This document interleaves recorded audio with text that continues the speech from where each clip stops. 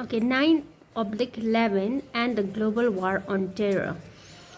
So on 11 September 2001, 19 hijackers hailing from a number of Arab countries took control of 4 American commercial aircraft shortly after takeoff and flew them into important buildings in the US. 11 September 2001 को टाइममा चाहिँ 19 हाइज्याकर्सहरू चाहिँ जो चाहिँ अरब कन्ट्रिजबाट थियो त्यो hijackers 19 hijackers hijacked 4 American commercial aircraft 4वटा अमेरिकन कमर्सियल एयरक्राफ्टलाई आफ्नो कन्ट्रोलमा लिएर हाइज्याक गरेछ 19 हाइज्याकर्सहरूले चाहिँ र they flew that 4 American aircraft after take off into important buildings in the US. US को important buildings माथि चाहिँ त्यो एयरक्राफ्टहरू चाहिँ उडाएछ. One airliner each crashed into the north and south towers of the World Trade Center in New York. र न्युयोर्कको world trade सेन्टरको चाहिँ एउटा aircraft चाहिँ 4वटा एयरक्राफ्टहरू hijack गरेको थियो र फर्स्टको एयरक्राफ्टले नर्दर्न रिजनमा भने अर्को एयरक्राफ्टले सदर्न रिजनको वर्ल्ड ट्रेड सेन्टरको चाहिँ नर्थ र सदर्न टावर्समा चाहिँ वर्ल्ड ट्रेड सेन्टर न्युयोर्कमा चाहिँ त्यो एयरक्राफ्ट दुईटा एयरक्राफ्टहरू चाहिँ फ्ल्यू गरे क्रास गरिदियो वर्ल्ड ट्रेड सेन्टरलाई नर्दर्न रिजन र नर्दर्न पार्ट र सदर्न पार्टमा चाहिँ. And the third aircraft crash into the Pentagon building in Arlington Virginia where the US defence department is headquarter. र थर्ड एयरक्राफ्टले चाहिँ पेन्टागनको इम्पोर्टेन्ट बिल्डिङ जहाँनिर चाहिँ US डिफेन्स डिपार्टमेन्टको चाहिँ हेडक्वार्टर थियो र पेन्टागनको त्यो इम्पोर्टेन्ट बिल्डिङलाई चाहिँ थर्ड एयरक्राफ्टले क्रास गर्यो भने the fourth aircraft presumably bound for the Capitol building of US Congress came down in a field of Pennsylvania. र फोर्थ एयरक्राफ्टले चाहिँ क्यापिटल बिल्डिङ US कङ्ग्रेसको क्यापिटल बिल्डिङलाई चाहिँ फोर्थ एयरक्राफ्टले क्रास गर्यो. The attack have come to be known as 9/11. In America, the convention is to write the month first followed by the date, hence the short form 9/11 instead of 11/9 as we would write in India. र यो इन्सिडेन्टलाई चाहिँ त्यो terrorist attack भएको थियो र त्यो इन्सिडेन्टलाई चाहिँ 9/11 भनेर भनिन्छ जहाँनिर अमेरिकामा चाहिँ मन्थ अगाडि लेखिन्छ र डेट पछाडि लेखिन्छ whereas in India we write date in front and month in the back of the date. So in America they write month in the front and date in the back. So that incident was known as 9/11. The attack killed nearly 3,000 persons र त्यो एट्याकमा चाहिँ 3,000 जस्तो पर्सन्सहरू Mario. In terms of their shocking effect on America, they have been compared to the British burning of Washington DC in 1814 and the Japanese attack on Pearl Harbor in 1941. र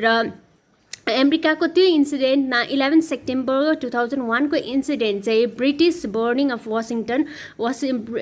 इङ्ल्यान्डको Washington डिसीलाई burn गरेको 1814 र Japanese attack on Pearl Harbor in 1941 सित चाहिँ compare गरिएको छ. However in terms of loss of life 9/11 was the most वेयरएज अब लस अफ लाइफमा चाहिँ 9/11 लाई चाहिँ severe attack on US soil since the founding of the country in 1776 र US को फाउन्डेसन्स भएको थियो 1776 मा र 1776 देखिको लिएर चाहिँ US को 9/11/2001 को इन्सिडेन्ट चाहिँ सिभियर इन्सिडेन्ट मानिन्छ, सिभियर एट्याक मानिन्छ. The US response on to 9/11 was swift and ferocious.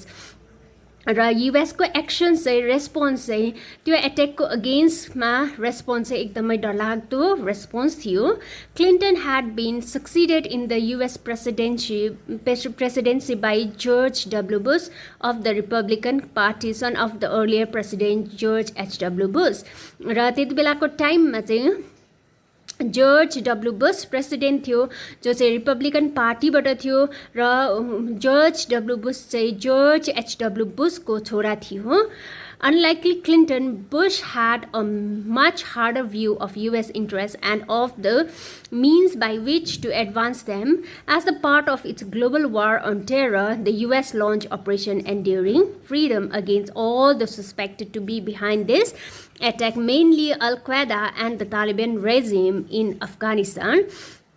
र युएसको चाहिँ त्यो ग्लोबल वार अन टेररको रेस्पोन्स चाहिँ डरलाग्दो फेरोसियस रेस्पोन्स थियो त्यही कारण युएसले एउटा अपरेसन सुरु गर्यो that operation was called as operation एन्ड्युरिङ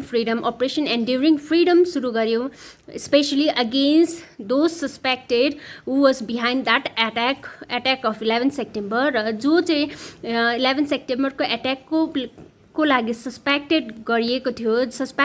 थियो specially terrorist organisation al Qaeda र तालिबान रेजिमको अगेन्स्टमा तालिबान रेजिम इन अफगानिस्तानको अगेन्स्टमा चाहिँ त्यो अपरेसन सुरु गर्यो operation enduring freedom the Taliban regime was easily overthrown but remnant of the Taliban and Al-Qaeda had remained potent as is clear from the number of terrorist attacks launched them against Western target since यो Western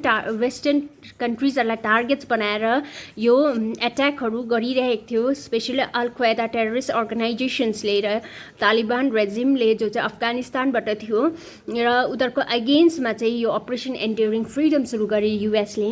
र यो अपरेसनद्वारा चाहिँ the US force made arrest all over the world र युएसले चाहिँ US force चाहिँ अर्काको देशभित्र पस्यो र उनीहरूले जो सस्पेक्टेड पर्सन्सहरू थियो त्यो पर्सन्सहरूलाई चाहिँ उनीहरूले त्यहाँको गभर्मेन्टलाई इन्फर्म नगरिकन त्यो कन्ट्रिजहरूको गभर्मेन्टलाई इन्फर्म नगरिकन चाहिँ त्यो सस्पेक्टेड पर्सन्सहरूलाई अरेस्ट गरियो र they transported this persons across countries and detain them in secret prisons र उनीहरूलाई सिक्रेट प्रिजनमा ल्याएर चाहिँ उनीहरूलाई एज अ प्रिजनर राखियो त्यो पर्सन्सहरूलाई जो सस्पेक्टेड पर्सन्सहरू थियो some of them were brought in Guantanamo Bay US naval base in Cuba where the prisoners did not enjoy the protection of international law र त्यो कतिजनालाई चाहिँ ग्वेन्टानामो बेको प्रिजन जुन चाहिँ ग्वेन्टानामो बे चाहिँ क्युबामा पर्छ र ग्वेन्टानामो बेको प्रिजनमा ल्याएर चाहिँ त्यो सस्पेक्टेड पर्सन्स प्रिजनर्सहरूलाई राखियो एज अ प्रिजनर्स जुन चाहिँ प्रिजनर्सहरूको चाहिँ उनीहरूले कुनै पनि इन्टरनेसनल लको प्रोटेक्सन पाइएन or the law of their own country आफ्नै कन्ट्रीको लको प्रोटेक्सन पनि पाएन of that of USले कुनै प्रोटेक्सन दिएन even the UN representatives were not allowed to meet this prisoners र युएसको रिप्रेजेन्टेटिभ्सहरूलाई धरि त्यो प्रिजनर्सहरूलाई भेट्नु धरि दिएन यानि कि आफ्नो फ्यामिलीभित्र त्यो सस्पेक्टेड पर्सन्स यानि कि आफ्नो फ्यामिली मेम्बर्स चाहिँ हराएको आफ्नो फ्यामिली मेम्बर्सहरूलाई आफ्नो फ्यामिलीको एकजना पर्सन्स हराएको चाहिँ फ्यामिली मेम्बर्सलाई धरि थाहा थिएन जसमा चाहिँ अब उनीहरूलाई